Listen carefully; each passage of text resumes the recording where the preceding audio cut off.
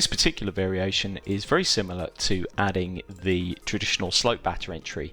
It's called insert batter daylight to any surface, and we would recommend, as you can probably see on those notes just at the bottom, that you pop this particular variation at the bottom of your list, so it's the last thing that is calculated.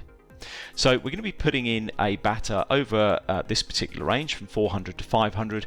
You can choose whether or not you batter on the left or the right at all. The code is entirely up to you as well, so we will prefix this code with an L or an R depending on which side it is, but because you can define your own code, it can be subject to design variation. So for example, if you have seen the trim code custom variation, you can use that to trim this particular code out, or use any other variation because it's not subject to the same conditions that a traditional batter is.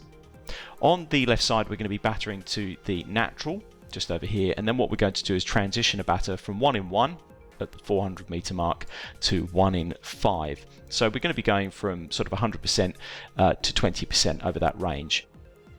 On the right hand side, we're going to leave the code as it is, but we're going to be specifying NS1, which is this surface over here, which is a meter lower. And because we're in fill, we're going to be specifying and maintaining a 1 in 5 slope all the way through. Then click on Add Update. So you can see, because we're at chainage 450 here, which is the halfway mark, we're around about 60%, which is the halfway point for that particular slope. And if we scroll our way through here, once we've got up to chainage 500, you can see we're then exactly on that 1 in 5 that we wanted. On the right hand side, we've maintained a 1 in 5 slope through that entire range.